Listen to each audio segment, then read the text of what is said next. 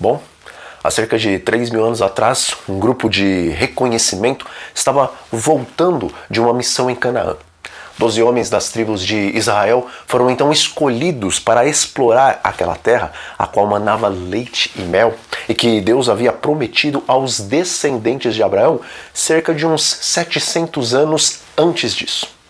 Amigos, os espias não podiam acreditar no que eles viam. Para homens que haviam conhecido apenas os chicotes dos egípcios e o barro das escavações por causa da produção de tijolos, o primeiro vislumbre que tiveram da terra prometida deve ter sido algo de tirar o fôlego. Está escrito? Depois vieram até ao vale de Escol e de lá cortaram um ramo de vide com um cacho de uvas, por qual trouxeram 2 homens numa vara, como também romãs e figos. Números 13, versículo 23. Irmãos, imaginem uvas do tamanho de laranjas. A verdade é que essas frutas eram tão pesadas que, em vez de levar um cacho em uma das mãos, foram necessários 2 homens para poder transportar um cacho de uvas de Canaã.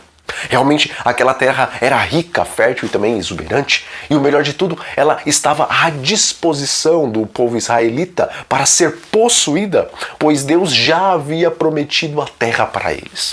Contudo, infelizmente, a maior parte desses vigias tiveram dificuldades para acreditar na promessa de Deus.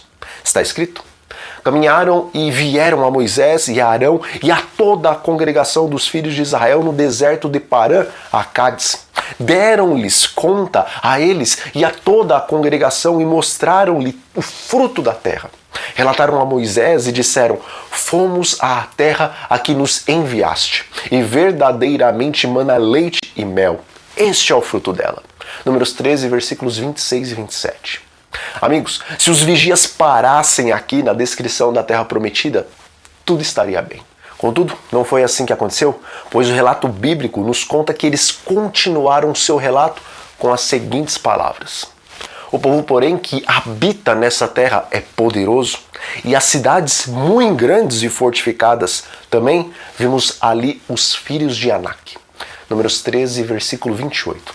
Bom, através dessas últimas palavras, compreendemos que quase 90% dos vigias estavam tremendo como varas verdes diante do povo que habitava na terra prometida. Contudo, havia 2 jovens, os quais confiavam no poder de Deus que os livrou da escravidão egípcia, e então Caleb, um dos 12 espias, tentou desviar os olhos da multidão dos empecilhos para entrar em Canaã, dizendo o seguinte: eia! Subamos e possuamos a terra, porque certamente prevaleceremos contra ela. Números 13, versículo 30. Amigos, dentro do peito de Caleb batia o coração de um verdadeiro servo de Deus. Ele era, na verdade, dirigido pela visão de uma vida melhor e, acima de tudo, ele era dirigido pela fé em um Deus o qual ele acreditava plenamente em sua onipotência e em suas imutáveis promessas. Está escrito? Porém, os homens que com ele tinham subido disseram: não poderemos subir contra aquele povo, porque é mais forte do que nós. E, diante dos filhos de Israel, infamaram a terra que haviam espiado, dizendo: a terra pelo meio da qual passamos a espiar é terra que devora os seus moradores. E todo o povo que vimos nela são homens de grande estatura. Também vimos ali gigantes, os filhos de Anak, e éramos aos nossos próprios olhos como gafanhotos, e assim também o éramos aos olhos deles. Números 13, versículos 31 a 33.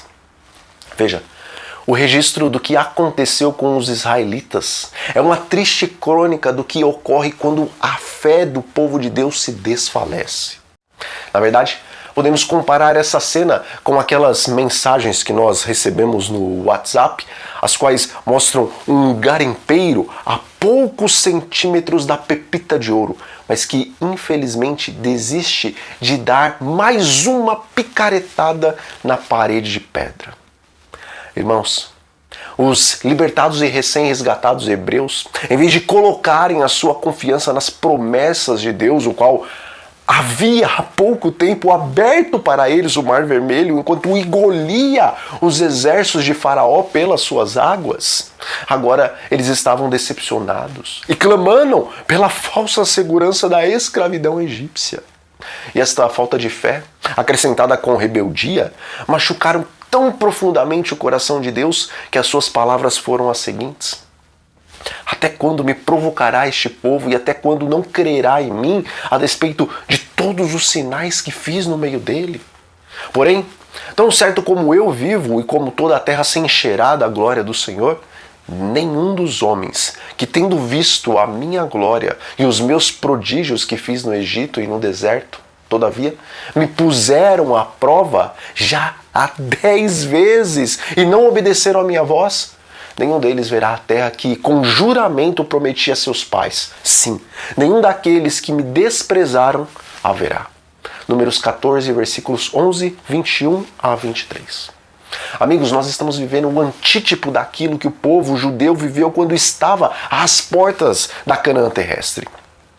Hoje nós estamos às portas da Canaã celestial e através dos profetas bíblicos e através do espírito de profecia, temos visto que a Canaã celestial é uma terra infinitamente melhor que a Canaã terrestre. Pois em vez dela manar leite e mel no meio da cidade, desde o trono do Senhor emana o rio da água da vida. E diante do trono está a árvore da vida, repleta dos frutos da vida, e a glória de Deus, a qual é incomensuravelmente mais adiante do que o sol ao meio-dia, emana da face do Senhor e ilumina todos os moradores da cidade. Porém, diante de nós se encontram os gigantes da vaidade, do orgulho, da moda, das finanças, da intemperança e outros gigantes, os quais verdadeiramente somos como gafanhotos aos olhos deles e também aos nossos próprios olhos. Está escrito: porque sem mim nada podeis fazer. João 15, versículo 5. Bom, para aquela multidão de hebreus, a verdade é que sem Deus, realmente eles eram como gafanhotos aos olhos dos cananeus e certamente seriam esmagados por eles.